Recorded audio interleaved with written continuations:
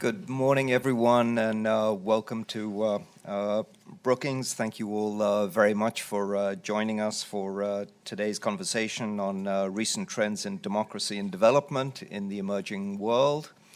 My name is Homi Karas. I'm the Director of the Global Economy and Development Program at Brookings, and we're delighted to host this event jointly with CIPPEC, the Center for the Implementation of Public Policies for Equity and Growth in Argentina. So I think it's particularly appropriate that we are having this event today. It's Halloween. Halloween is a day where there are some things that are scary and hopefully some things that are less so. And it seems to me that democracy is falling squarely into that particular vein. A bunch of scary things happening. Kind of interesting and almost unthinkable that we've got to the stage where major events like COP25 and the APEC summit have been cancelled because, in many ways, of the failure of democracy to actually deal with issues. Riots in Chile have cost to date something on the order of $1.4 billion US. This is happening in the country that for many years was thought of as being the most stable democratic place in Latin America. And across the world, I think we have these kind of this sense that things are moving in a very new and very different way than they did in the past. And it's important, of course, not just because of democracy and the fact that accountability and people's how people think about their ability to influence their own lives is affected by these processes, but also by the impact that this can have on economic growth and development. And I spent a lot of my career working on East Asia. And people used to say, what's the secret to East Asia's economic success? And some people would talk about export-oriented, manufacturing and things like that. But ultimately, people would always come back to the politics. And they would say, the thing about East Asia that is different from the rest of the world is that in East Asia, ultimately, if you want to know how a policy issue is going to be resolved, it's going to be resolved in terms of what benefits economic growth. That's going to be the driver of political change. And people relied on that. I think if you were to ask that question today, I don't think you would get the same answer, either in East Asia or anywhere else in the world.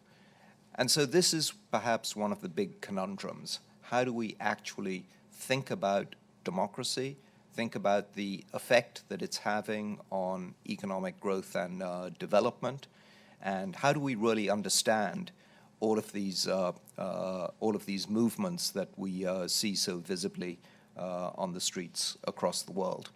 So there's a huge amount of what I would call armchair analysis of these kinds of issues, and much less actual scrutiny of the data of people's opinions about democracy. And so we're particularly delighted to have here Richard Wyke, the Director of Global Attitudes Research from the Pew Research Center, who actually has been conducting a number of polls on people's attitudes towards democracy. What we're going to do this morning is Richard is going to start with some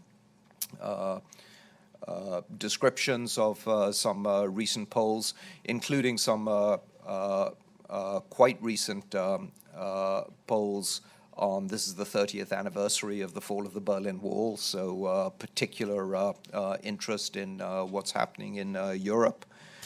So he'll start with that and then moderate a panel. I'll leave it to him to introduce the panelists as they come up, but essentially to cover Latin America, Africa, and South Asia. So I'm looking forward to a really interesting conversation. Richard, floor is yours for some introductory comments. Thank you.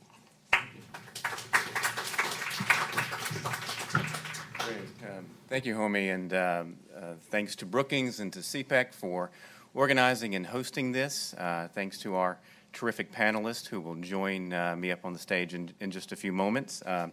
Thanks to all of you for being here. Lots of people in D.C. are a little groggier than normal today, after all, after watching the Nats triumph in Game 7 of the World Series. So thanks for, go Nats. Thanks for making it out this morning to be here.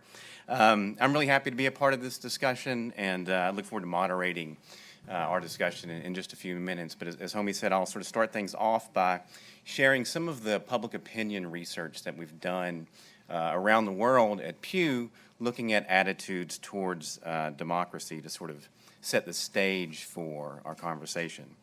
To me, when we look at the trajectory of democracy around the world, it's really important to understand public attitudes about democracy. What do people think about democratic principles? Are they satisfied or dissatisfied with the way democracy is functioning in their countries? Of course, as we all know, there's been a lot of discussion over the last few years about the health of democracy around the world. If you look at places like Freedom House, the Economist Intelligence Unit, International IDEA, organizations like these, I think, have done a great job of tracking some troubling trends when it comes to the health of democracy. They've identified a number of places where we've seen democratic backsliding. And if you look at public opinion studies, they too, I think, have identified some troubling trends in some cases, maybe some places where support for democracy is waning a bit, or at the very least, instances where commitment to democracy among average citizens isn't as strong as we might think or as we might hope. So let me jump in a little bit and share with you just a couple of slides on some data we've collected at Pew that I think highlight some of these issues, including maybe a less of a commitment to democracy among average citizens than we sometimes think. And I'm going to start off by showing you some data from a study we conducted back in 2017 in 38 countries around the world. And so all these numbers you see here are median percentages across those 38 countries. And basically what we did is we asked people about 5 different regime types or 5 different approaches to government. And these were modeled on some questions that you may have seen before from something called the World Values Survey, although we changed the questions a little bit. First of all, we asked them about representative democracy. Do you think that's a good or a bad way of governing our country? And what we see is that people overwhelmingly say it's a good thing. They like direct representative democracy. A median of 78% across these 38 nations say that's a good way to govern.